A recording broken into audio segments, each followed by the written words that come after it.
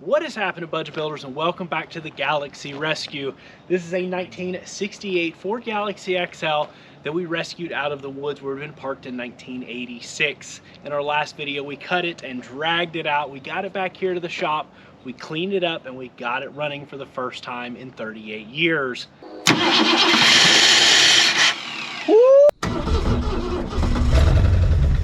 But in today's video, you know what comes next. Let's build the brakes, get some tires on it, put this thing back on the road. Now before we do that, you may remember those noisy lifters, or so we thought. Dad and I have done a little digging, and I think we have figured out that issue. We got to get rid of that little 2-barrel. Let's pull the manifolds, the intake manifold, the exhaust manifolds, slap a 4-barrel on this thing, some headers, and build some exhaust. Dad, please go ahead and bump it off.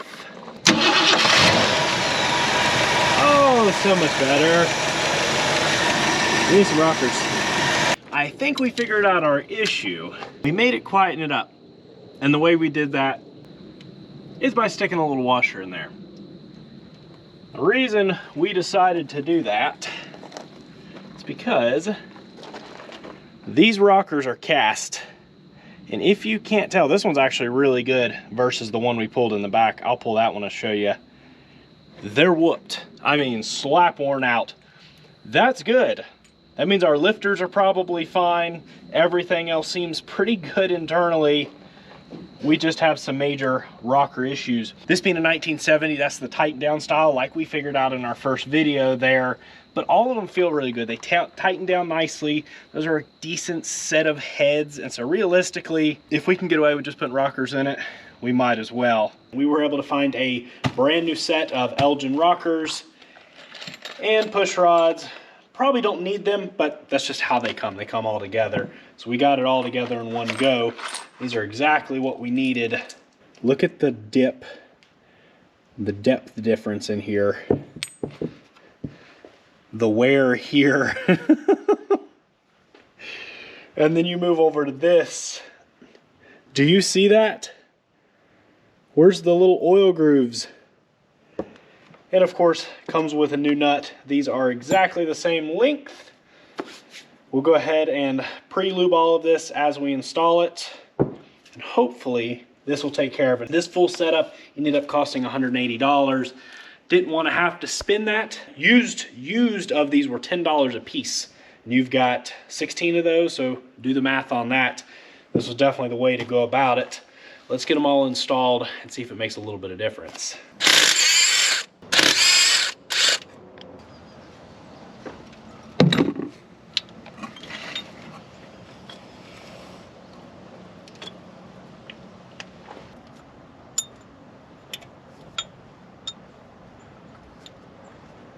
You know, while we've got all of that off, I'm sure those valve stem seals are hard as a rock. I don't think they've come apart yet. With a little bit of driving, they will. We should probably go ahead and do those. We'll use the end of this compression gauge to hold pressure on the valves, because obviously we can't hold like you would with the head off. Is it turning the trying to turn the motor over? It was.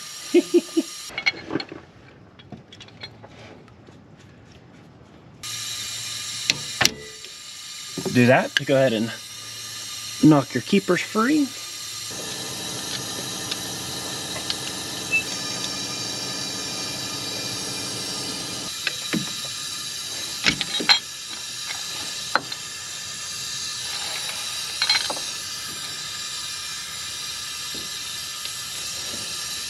They look so good. You can tell they're pretty brittle, and this would have ended up disintegrating.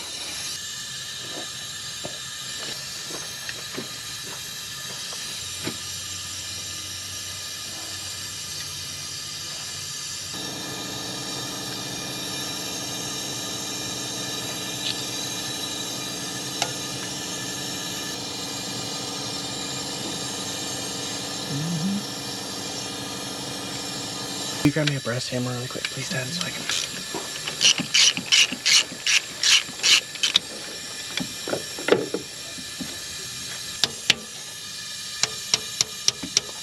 You'll probably notice we got a fancy little tool here. And if you've ever done these,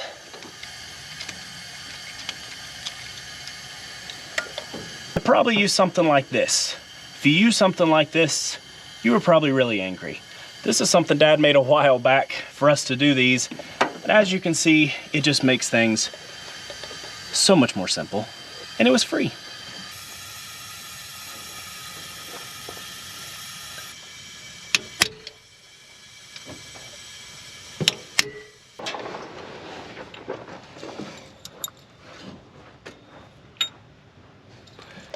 You will notice we did take a minute to vacuum and scrape out this, and it's actually not that sludgy, even though it looks like it's very, very, very thin. So I think if we can get this engine dialed in, we'll run some flush through it, some diesel in it or something, let it flush out a couple times, and it should be pretty darn clean.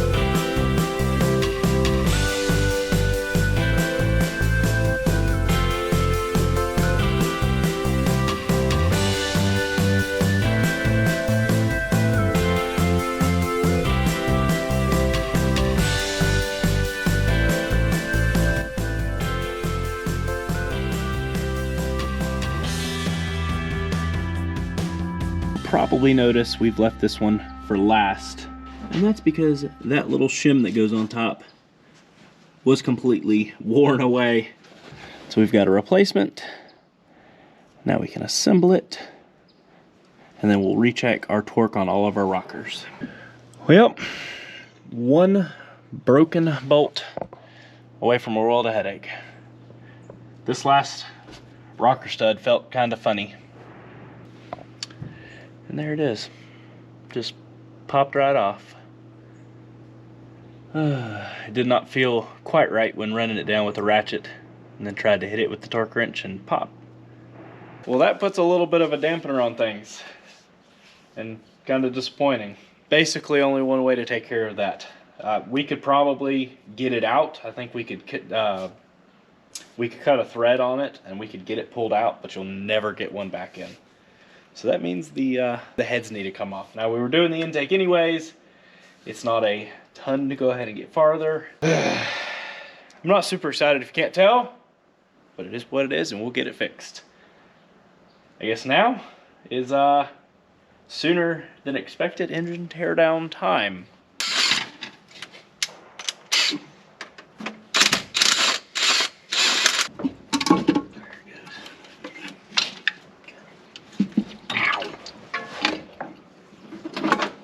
Not bad at all.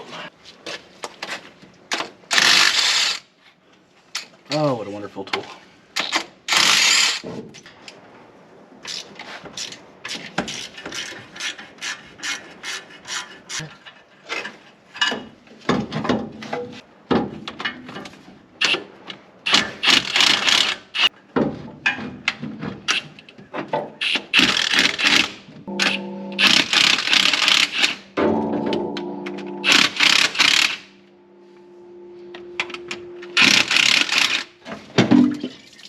Oh, I had to make it a mess.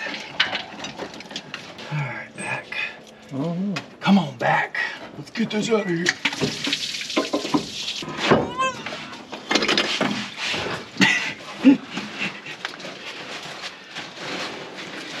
Darn. Plain? That's different head gaskets.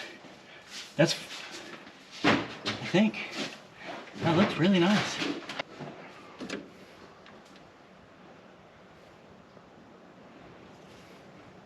That's a good looking head gasket. This thing had to have been gone through. Dad wanted to check because, of course, factory 302 is a 4-inch bore. Oh, look at that. So what you got there? 30 over. Well, this thing definitely has had a rebuild, or 30 over. This thing's gonna be a hot rod.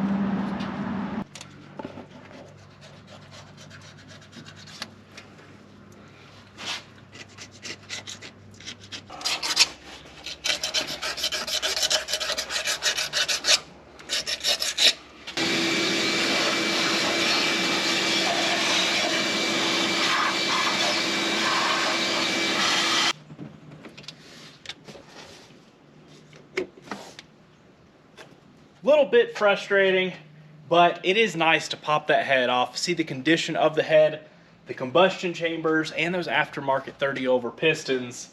The inside of the engine, although we have that film, is actually pretty nice. It's not super chunky, sludgy, and all the lifters look pretty good. So it does make me feel a lot better getting into it. My friend Greg at DNS Machine Works, who always takes care of our machine stuff, was able to pop that thing right out and stick a new one in. Obviously it's got a little bit different thread length, but it's an identical stud there. Everything else looks really good. Valves, everything is nice. Let's get this thing stuck back on here. I'm done holding it.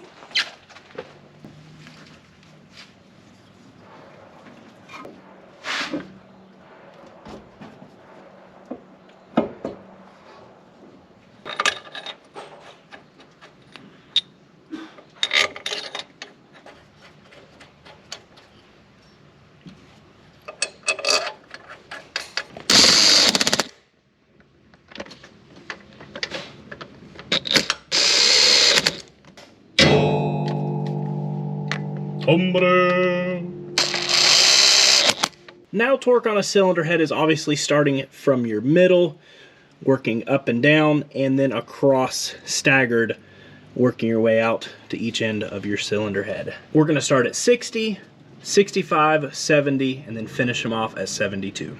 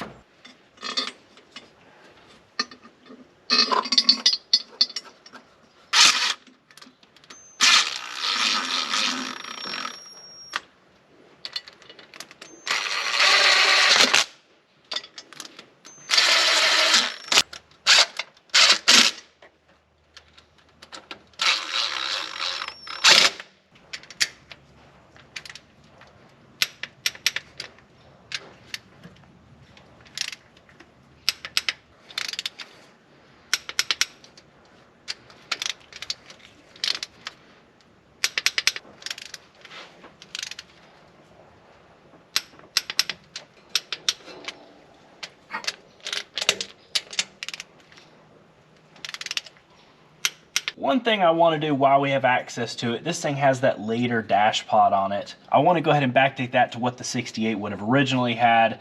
Cleans things up, looks a lot better, and it's just one vacuum line there.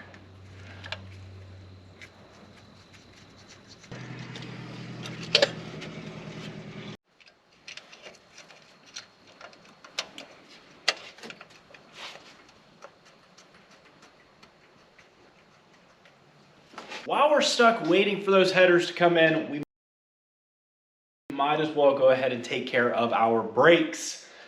We like to pull all four corners off and pull that master just so we can go ahead and blow through and make sure all of our lines are clear. These are actually not in terrible shape. We'll make sure and verify nothing's rusted out, obviously, while we're in there. And then once we get the brakes taken care of, we can get these wheels off of here, get our new to the car wheels put on with fresh tires.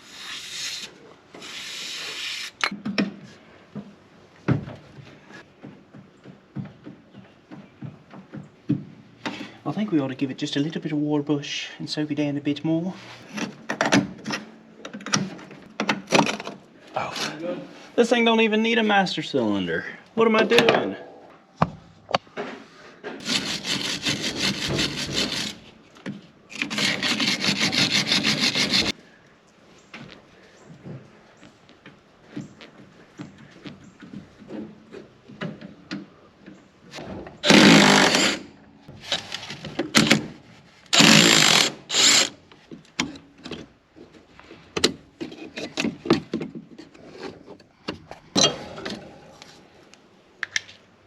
Whew. Yeah, we could have cleaned that out.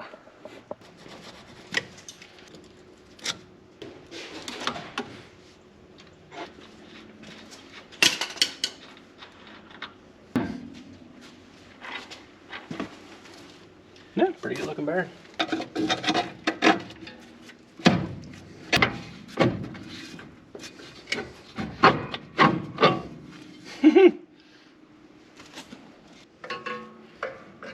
Yummy. Golly, it's a lot of spotters.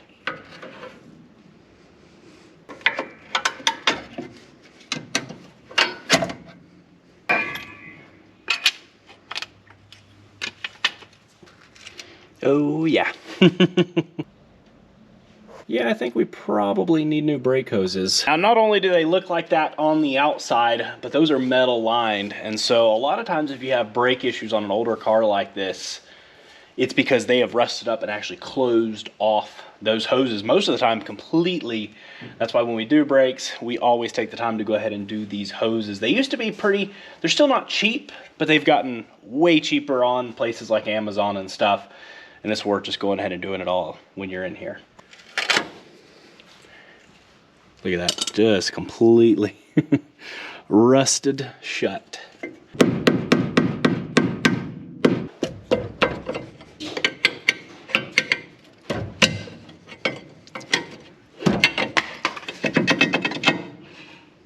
Driver side looks even better, but still just as crusty wheel cylinder. And that's what we're getting in here to take care of.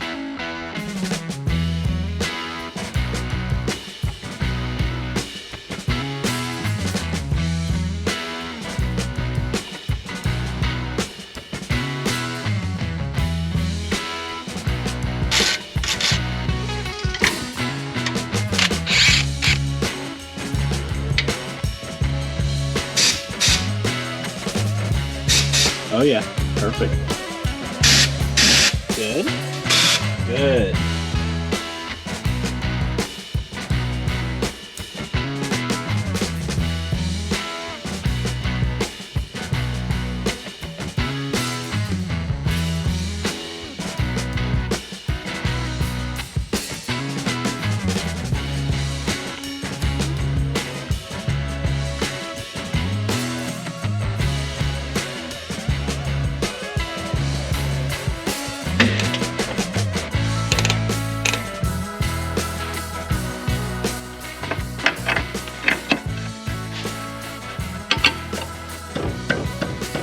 We want to grease all of our ride points. This is going to help keep the brakes from squeaking.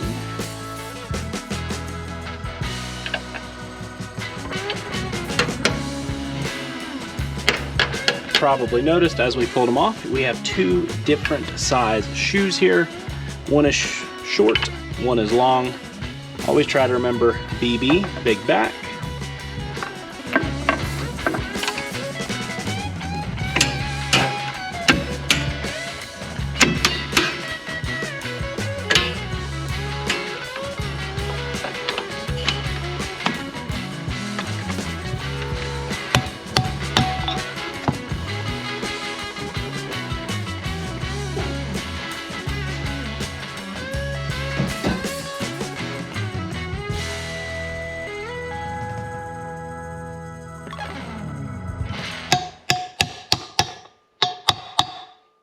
Kick out your adjuster here until your shoes just barely rub. And then once it's together, if we need to kick it out a little bit, we can with the spoon, but our self-adjusters should take care of that with some backing up.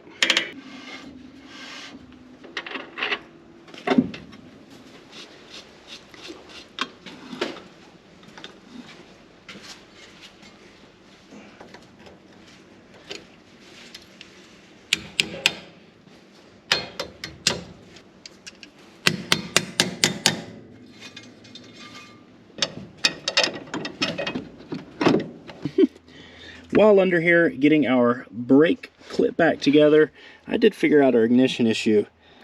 It's got, at some point, had a new pigtail put on the harness here, and somebody just taped it up. And some of them are coming undone. So that is something we will have to open up and dig into, clean up, get some good connectors in there. And hopefully that'll take care of this ignition switch.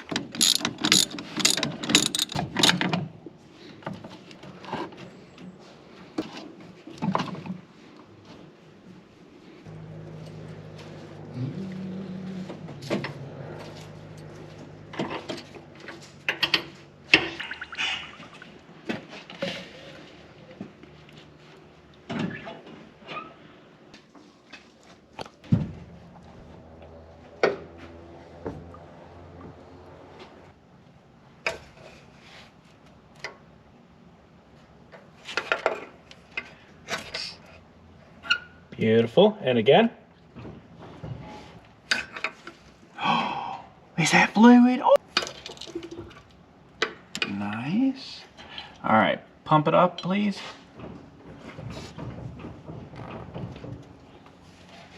Let off. Beautiful.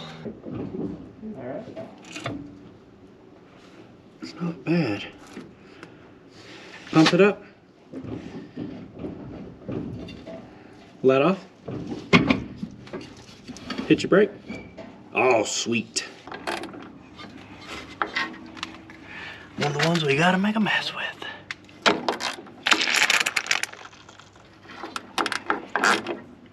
And again, please.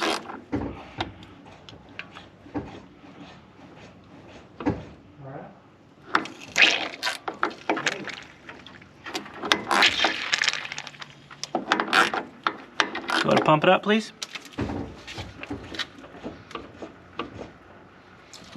Let off. Hit your brake. Beautiful.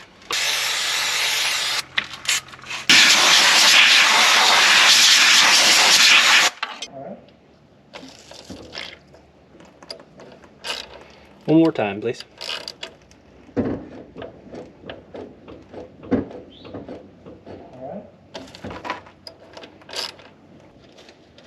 Brake. Sweet. How's your pedal feel, Dad? It's good. Nice. I just wanted to show you something we were messing with. You may have noticed our doors do not shut on this car. Well, I guess you did because the door flew open while I was trying to drive it. Anyways, it'd be better if they did. Now what had actually happened, you see this spring we have placed in there? With these being open to the weather, it actually had completely disintegrated, and you can see it's gone. So we were able to just take a generic one, stick it in place, and Oh, there goes our, there goes the light. We've got a door now.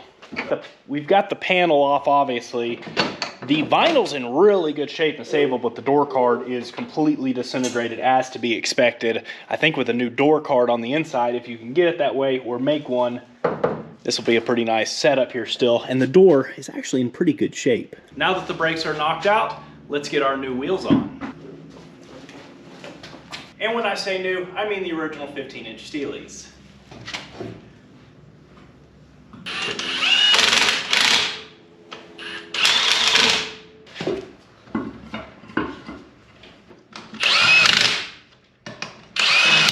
Instead of full wheel covers, dog dish hubcaps.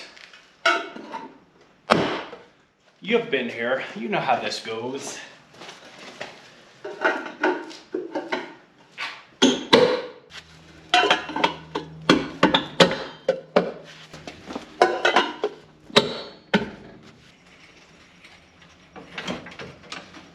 Here's our 4-barrel. This is a 65 to 68 Ford Holly. It should work good, and our throttle linkage should actually do okay. This was off of the 66 F350. We did the 4-barrel on. We've decided to go with a different carburetor. It run pretty good. Hopefully it'll do well on this engine.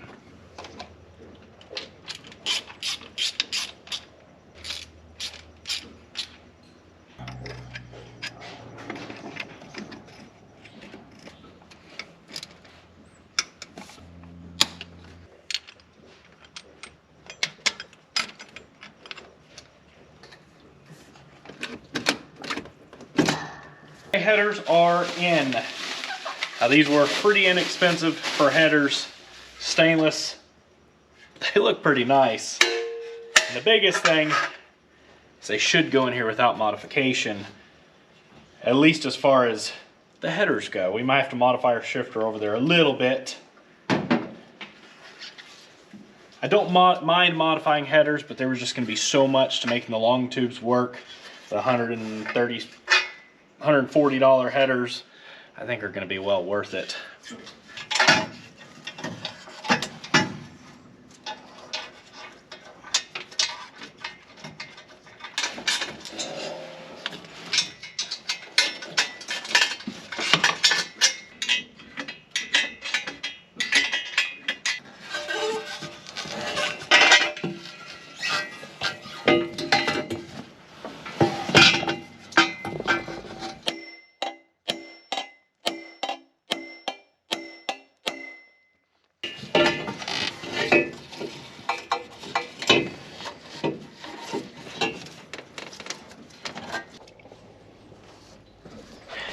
It is snug, but it is not touching for universal headers because they don't make headers for the 68 Galaxie. That's not too bad of a fitment. There's a whole lot of shiny things going on there. These are the valve covers we had on the shelf. Is it too much? I don't know. I kind of dig it. What do you think? It'll work for now and get us going.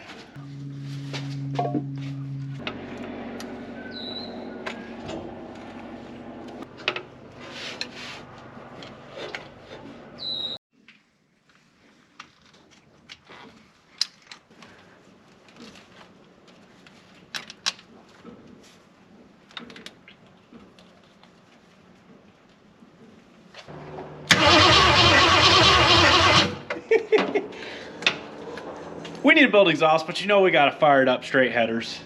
It's probably gonna sound like a big old pickup truck, but let's see. Hopefully see this carburetor.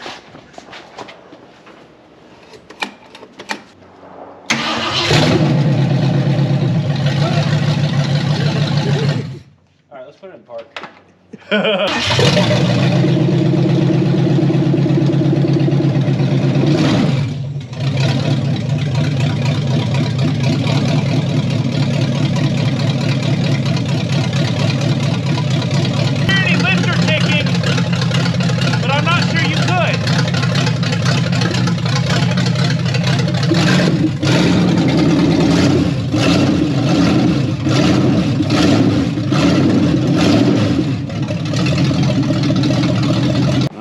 See what we're working with. Look great up front. Look how nice those floor pans are. Couple little tiny spots here. Rears, one little crispy spot. It's not even through. Seat pan is perfect. Frame rails are gorgeous. That trunk pan, couple little spots. What a solid old car. Can you believe this thing's this solid? I have found for some reason when we pull these cars out of Georgia or like mid South Carolina with all the pine leaves, when they're tucked down on the ground, they create like a barrier. And I think they nest underneath this and it just stays like super dry under here. And that shows with this car. It's actually pretty nice under here considering all things. As long as it sat where it sat, how it was when we found it. It is not, I mean, look how nice the rockers are. All the pinch welds and everything are super clean. And there is our header. We're easy here. We'll figure out a drop down. We could actually do mounts here if we needed to. This side, we got to figure out this shifter, but I don't think it'll be too bad. Here is the exhaust we're building around. You may recognize this. This was the exhaust, the X pipe, and the single chambers that we built for the Firebird Formula. We decided with its new engine, which you'll be seeing soon, we're gonna build a new exhaust for it. The reason being, I thought I had aluminized. Obviously when we got in there, you may remember, it was just standard mild steel. That'll be fine in this car. We'll clean it up. We'll probably go to paint it with an exhaust paint, but it sat a little low in there. I think it'll work good in here, especially if we build around it nicely. We should be able to dip this nice and tight up in the floor here. And hopefully be able to make that work. How do you feel? Good? Good?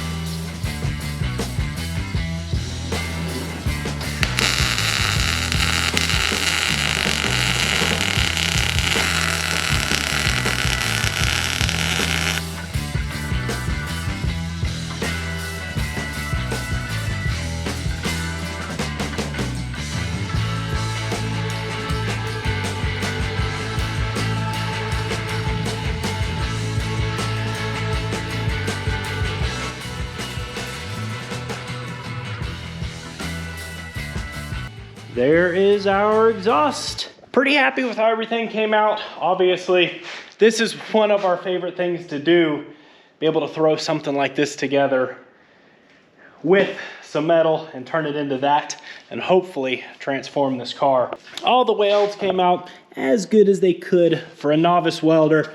I ran out of gas right here, so we got a couple little blip right at the end. We'll have to get some more gas to get hangers in. We can at least get it all up in the car. Probably wire tie it for now. We need to address that shifter anyways. But as far as the exhaust goes, it's complete. You're probably wondering, what are those? If you're a GM guy or a Corvette guy, you might recognize those are C3 exhaust tips. Some cool exhaust tips would be great. Some boom tube looking ones or something. They're not super cheap. Those were on the shelf and those for free. I think they're gonna look pretty cool on the car.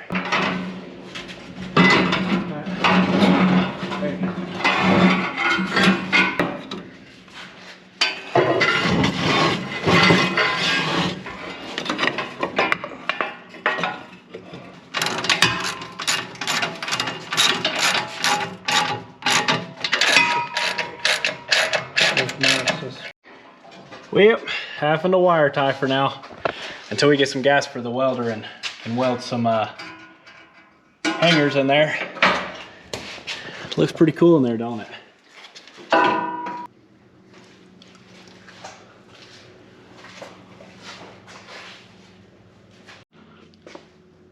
Different. I kind of like how it not being super chrome and flashy kind of hides. And if you can see, we actually kept that body line, so we tucked it in and followed the body line down.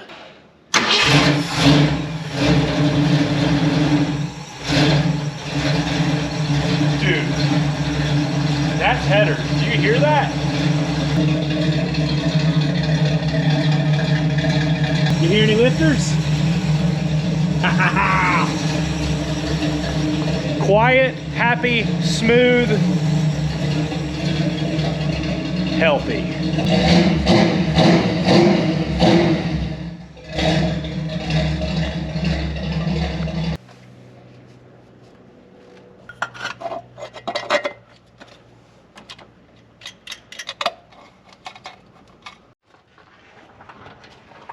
I feel like we went a little, talking to the camera. Hey! I feel like we went a little more than just your normal will it, run and drive, but things just kind of, one thing led to another. Ready to see how it does. We don't even know if this transmission is good other than moving.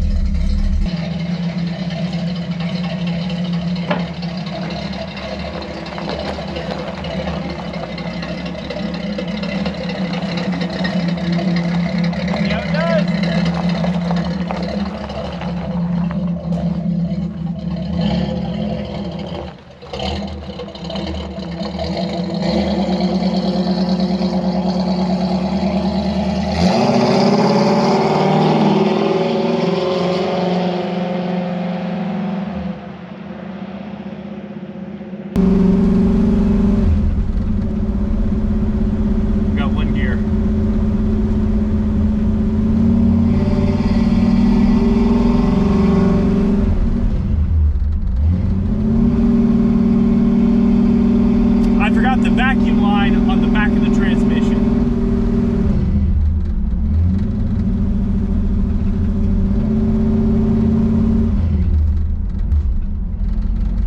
Pretty smooth going down the road.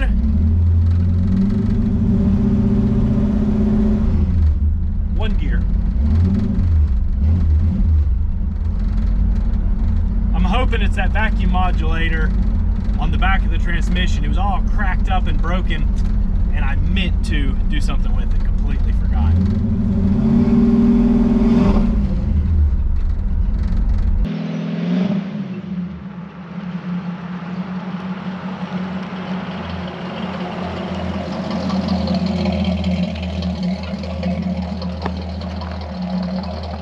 Yeah, that modulator hose is a little smoked. Oh, it literally just pulls off. Oh, I'm sorry. Chase the hose down, Dad. See if that makes a little difference.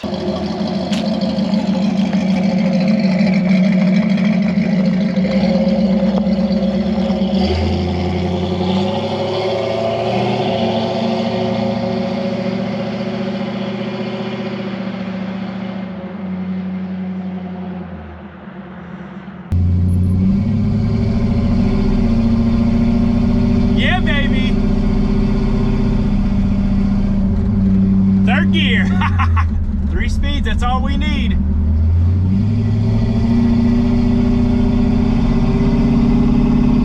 Scared me there for a minute. I remembered on the old 64 Comet Caliente, we had that same issue with the C4.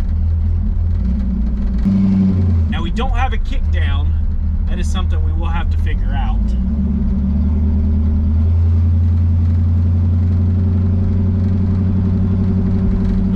Kick down at a certain RPM, I think.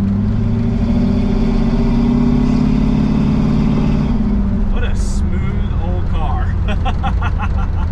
Rides so nice. power steering. I do like on the 61 Galaxie, it has that rack and pinion power steering, like assist, and it's super, super soft. This one actually just died.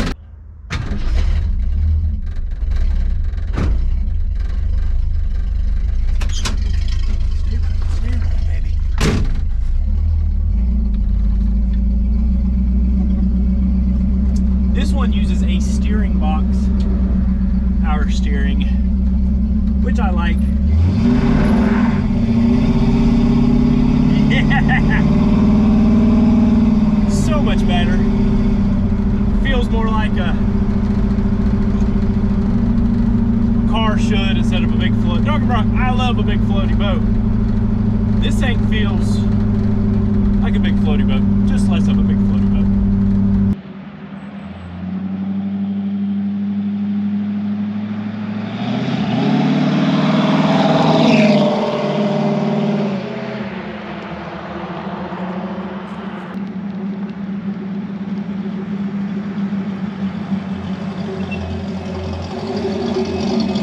This thing's all right.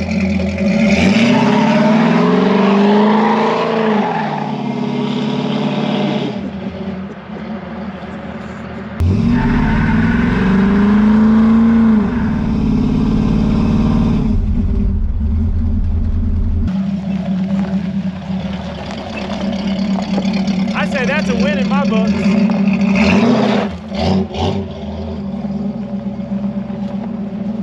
Well, there you have it, running and driving for the first time in at least 38 years. Obviously, did some weird in-betweens that I don't think you'd normally do if you didn't know that you even had a good transmission, which after we got done, it was a little curious there.